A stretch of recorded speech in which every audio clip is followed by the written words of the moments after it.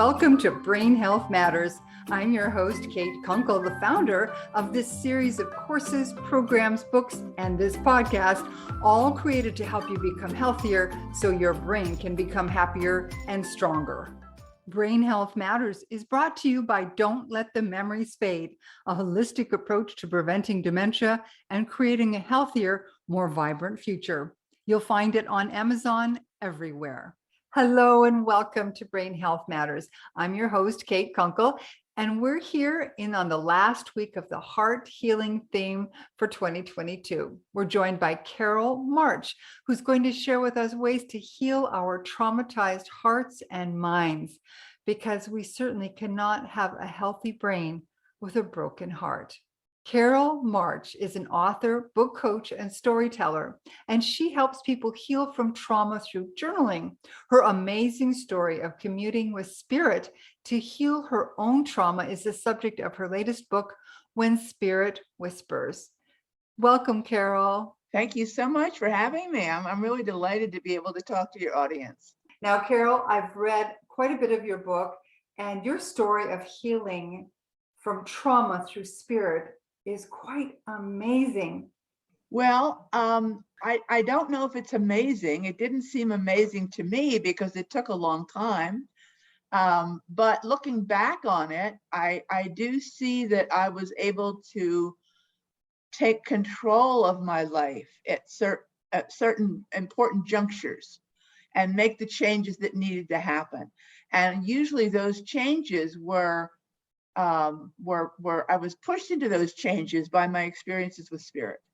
So it was spirit that would nudge me along. And I didn't always realize that at the time. Sometimes I did, sometimes I didn't. But for example, when I moved to, out of Philadelphia, moved to California, that was a big spiritual shift for me. And then moving from there to here, to New Mexico, that was another one where I needed to be around, be in a more emotional place and be with more emotionally based people, because California is very mental and very spiritual and very exciting and very wonderful. But I was also trying to integrate my emotional presence into my spiritual presence. So I needed to be in a different place. And Albuquerque is definitely the place for that. I love it there. It's so beautiful. So we've talked about different kinds of trauma here on Brain Health Matters, but mostly like traumatic brain injury. So something that actually physically hurts the body. But when you talk about trauma as something that we must heal, what kind of trauma are you talking about? Right, exactly. Well, I'm talking about emotional and psychological trauma. Now, that can be accompanied by physical trauma in some cases, but in my case, I don't believe it was. And I didn't know about trauma. I didn't know that what had happened to me until I was at midlife. I found out that I had been sexually abused by my father before the age of 3. And although I had suspected that, I didn't know it until I was experiencing some body work. I worked with a body worker, and the memories were in the muscles. They were physically in my body. They were not in my brain. They were not in my mind, because I was so young. I hadn't formed the pictures yet, developmentally. So I knew that had happened. And that actually made a lot of sense of all the other problems I'd had from early childhood, because I was a problem child in the sense of I was so shy, I couldn't speak to people. I was very anxious as a very young child, 4 or 5 years old. I experienced major anxiety, depression, incredible shyness. I mean, they called it shyness back then. Today, they would treat somebody who had what I had, because I really could not focus on other people. And I was just in terror. I was literally living in terror. And as I grew older, I adjusted and I grew up and, whatever. But I always had anxiety. I was always afraid. And it would come as literally symptoms of anxiety attacks, panic attacks, things of that nature. And so the approach was, there's something wrong with Carol. That was my family's approach, and that was society's approach at that time, because trauma was not something that was discussed. And so I've spent much of my life, I studied psychology. I mean, I've got a master's degree. I worked in social service. I always wanted to help people and did that kind of work. But I always trying to figure out what the heck was wrong with me and how could I fix it. So much of my life was motivated toward healing in that respect because I thought there was something wrong with me. The big shift I made when I realized what trauma meant psychologically, the way it's being written about today, and of course it's out of the closet and it's everywhere now, is that it was what happened to me as a really young child influenced everything. The reason I was having all these problems was not that there was something really wrong with me, it was the result of the trauma. It was the result of the patterns of behavior and the changes in the brain that happen especially when a very young child is traumatized like that. So I want to interrupt here for a moment and just talk about the actual physical changes that happen, because Carol's mentioned, we have these emotional and things come up and we don't even know why they're coming up. But that's partly because, and not only because, there are actual changes that go on inside the physical brain. So there's 3 parts of the brain. And I think it's important for people to understand, because when you feel like you just can't overcome this, and it happens the same with addictions, there are actual physical parts of the brain that are changed. And there are things that we can do to help reverse the damage, so to speak, to those physical parts of the brain. One of them is the amygdala. And that's the emotional response in our brain. That's where we react to things. And we can actually see in brain scans that if somebody has been traumatized in their life, this part of the brain becomes hyperactive. So when you're faced with some other event or trauma, then it will actually light up like a Christmas tree, and that part of your brain is affected. Even if you are emotionally, you feel like you're dealing with it well, and you may be on the surface dealing with it well. Another part of the brain that we're so concerned about here at Brain Health Matters is the hippocampus. That's where we remember and we learn things. That's the part of the brain. But trauma can actually reduce the size and functioning. So that's why people with trauma have some trouble remembering things, why there may be learning difficulties. All of those things can be impacted by trauma and destruction of parts of the hippocampus or shrinking of the hippocampus. And the final one, I want to just get this through, is the prefrontal cortex. And it's associated with executive functioning, is where we make decisions and make plans. So if you've been traumatized, that part of your brain, the function is reduced. And so that might explain some of the issues that people with a traumatic background, PTSD, for example, would have. Carol, I bet you experienced many of those symptoms yourself. Right, exactly. Yeah, the anxiety that I suffered from most of my life is an amygdala issue. It's the issue of being afraid of things for no reason. They called it free-floating anxiety when I was a teenager, when I was in therapy as a teenager. Well, why do you have free-floating anxiety? Well, who knows, and I would actually perceive it at that time as being, I don't mean to be overly dramatic, but it was like I was being attacked by things that I couldn't see. You know what I'm saying? That's what it felt like. Now I knew that there was nothing there, and my other part of my brain said that's not what's happening, but that's what it felt like. But I would have anxiety so bad, even in my 20s, where I would stay home from work and stay in bed for 4 or 5 days until it passed, because I was hysterical with anxiety. Wow. Yeah, it was really very severe.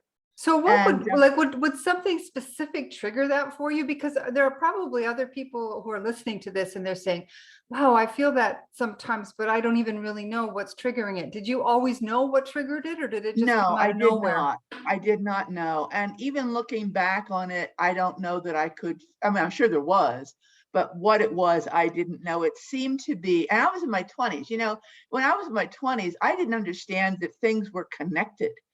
Yeah. I mean, I honestly did, and I don't think that's an uncommon thing because you're not completely adult at that point. But it didn't seem, everything seemed random to me. Things would happen randomly, and that was one of my things that happened randomly. So it would happen fairly regularly, and there I would be, and then it would be over. So it was like just having a cold for 5 days and you had to stay home, only I was in abject terror with it. And I will share with you, because I was thinking this morning about this. Many years later, when I lived in California, I used to walk at Fort Funston in San Francisco, which is a very beautiful place overlooking the Pacific Ocean. I mean, it's just gorgeous. Hang gliders go there, and it's a lovely place to walk. And I was walking there one day, and I felt the panic attack starting, and it felt like a dark cloud would descend over me. And I was, I had been dealing with this my whole life, and I got really angry. And I remember walking along that cliff and saying, okay, whatever this thing is, and I knew it wasn't really a thing, but I was talking that way to myself, whatever this is, I'm going to let it have at me. And I got in the car, I went home, I got into bed, I pulled the covers over my head, and I said, come and get me. Come and get me, anxiety. Kill me. I'm willing to die. Wow. And the anxiety came, and it lasted about 30 minutes, and then it disappeared, and I never had it again. Wow. Not that I didn't have anxiety after that, but I never had those kinds of overwhelming, horrible panic attacks again. And I don't know what, obviously spirit had a hand in that. I wasn't aware of it, but looking back on it, it was surrender. Right. Instead because they're just letting go. You're not fighting it. Right. And letting go. And that's part of what healing the heart is about, is surrendering to the power of spirit, however you envision that, and surrendering to the power of your own heart to be able to handle and to heal what happens to us. So that's, I think, an important issue. And what happened to my amygdala as a result of that, I couldn't tell you. I've never had a brain scan or anything like that. You can't tell. But I never had that kind of thing happen again. And I've done that on other occasions with difficult things that happen. I just said, that's it. We're not doing it anymore. Good and for so you. there's a cognitive element to healing. I mean, and part of that to me is what the main issue is for anybody who's healing from anything. And that includes physical as well as emotional problems, is looking at how we are playing victim. And our whole society encourages us to be a victim of our upbringing, of our culture, of our income, of our genetics, of our whatever, everything, our jobs, our partners or lack of partners. I've heard that, I believe that in the last 20 years, maybe even as little as 10 years, it seems to be almost the slope that the society is traveling down, that the responsibility for your own destiny is being taken away, in some perhaps misguided but lovely plan or hope, that by making people feel that it's not their fault or that somebody else is in control, they don't feel so bad about themselves. But on the other hand, not feeling bad about yourself can also take away any attempt or feeling that you can take control of what's happening in your life. And it's not that we want people to feel bad about themselves, but we all need to realize that we're not completely in control of anything ever, but we have more control than we think we do. Absolutely. It's even to do with our brain, our health. Yeah. So we have genetic stuff that can affect us. And our backgrounds when we're growing up, the foods we're given, the injections we are or not given, all of those things affect us. But bottom line, we have a lot of control. I'm very concerned that many people, as our society seems to be progressing, and I use that word very lightly, is that control, that empowerment is being taken away. So we have to grab it ourselves. Yeah. Absolutely. And I think the whole wellness, psychological wellness community, there's a lot of people doing it, and it's still somewhat fringy. I mean, I've been involved with it for a really long time, and it's much more out in the open now than it ever was. Certainly when I first started to meditate, it was very unusual to do meditation, except for the people that did the Eastern mantra meditation kind of thing. But to actually heal yourself with meditation or energy medicine was very unusual when I started way back in the day. And now it's everywhere. Yes, thank goodness. Everybody's doing something. And the whole, all the different trauma therapies that have come up are using eye movements and using various somatic means of healing it. And so there's a lot of hope, and there's a lot of work being done on how to help people who think they're blaming themselves. And that's one of the reasons I'm writing about it, because I blamed myself for not being better, not being stronger, not being able to overcome my difficulties, et cetera, et cetera. And to realize that so much of this was literally had been programmed into me because of what happened. And then all the other negative messages I got as a result of that, because I was the designated patient in the family. It changes you, and it's not my fault. And that's my message to other people, especially women, who are taking on maybe more blame than they need to. So we need to let go of the blame and start taking some power. Was it spirit that guided you to sort of morph from the fiction? You're going to still obviously do fiction, but to write about this experience? Yeah, yes, it was nagging at me. And I'm not writing as a professional. I only have a master's degree, so I'm not a professional psychologist. I'm not a neuroscience or a doctor, or any of those things. But I am a person who experienced these things. And so that's the position I take when I write. And when I got that opened the door for me. And what spirit actually said to me, because when I journal, I am able to communicate directly with my inner self. And it's not unusual. Lots of people do it. I have been doing it for many, many years. And so I ask questions of my inner self, the part of me that is not my mental mind. And what I got was that my job was to tell of what I've experienced. And I thought, well, now that I can do. I can tell of what I've experienced. I'm not really telling other people what to do necessarily. I'm simply saying, this is what I did. And that's so helpful, because really we need examples. That's how most of us lead, really, is by example. Right. It's not because we have all these degrees and fancy titles. It's because we've experienced things and have somehow overcome whatever it is. So when spirit comes to you or like gives you direction, do you hear anything? Do you? Yeah. Okay. I've gotten to the point, and I've been practicing this for a long time. So, I did heavy duty meditation school. You probably read that in the book, for 3 years in California. And I learned a lot. And that was the big shift in my coming out of being a victim and taking control of my life and understanding what healing is. And it turns out that doing energy healing is so much faster than doing therapy and counseling. It's unbelievable. It's unbelievable.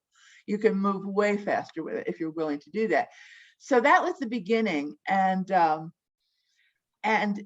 a bit later, once I got to New Mexico, I was involved I've had very difficult relationships. And I was involved in a really difficult, not abusive, but difficult, psychologically difficult relationship. And I couldn't figure out why. What is going on? And I've always been a journaler, and I journal, pretty much daily. And I finally said, I'm going to ask myself, just for fun. I didn't know other people did it. I'd never read about it. I just did it. I said, what the heck is going on in this situation? And then I just sat with my hands on the keyboard and I waited. And then I typed whatever came up. And it was relevant. It wasn't brilliant, but it was relevant. And I thought, wow, this is a way to get in touch with that inner part in a way. And I'm a natural writer, so that made a lot of sense for me. And an artist, would draw it. And it's, again, not uncommon. Lots of people do it. And it's a very, very good, easy, and inexpensive way. You don't need to take any training or learn anything, where you can literally get in touch with the part of you that is not your mental mind and get advice.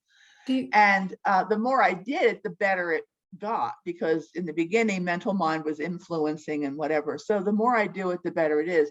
So I get information like that. I also hear and see. So when I do my meditation, if I'm having an issue, I'll say, may I please see a picture or an image about this issue? And something will come. And then it's up to me to interpret whatever that means. So then I get Right. to work with an image, you So know. you think, you keep mentioning meditation. So I Mhm. believe then what you're basically saying is that meditation is an important tool to have in your toolbox to be able to even tap into this. Otherwise, Yeah, how do you close off the monkey mind if you don't do that? right. Well, and meditation is again has come out of the closet, and I think mindfulness, which is a very neutral way of approaching meditation. There's no religion, there's no ideology. They don't ask you to believe in anything. So mindfulness is a good way to start it, because the point is, with anybody who's creative knows this, if you are stuck in mental mind, which goes in a rut and a circle and says the same thing over and over and over again, to be stuck in that makes it very difficult to tap into the creative part of the self, however you envision that. And so I think a lot of creative people are the ones that have gotten this before the general population. General population think of meditation as a way to reduce stress, which it does. It calms the body. It gets body and mind to be, working together as they're supposed to be, instead of mind going off on a tangent and body being left behind, so to speak, or body not being able to communicate to mind what's wrong or what its problem is or how it feels.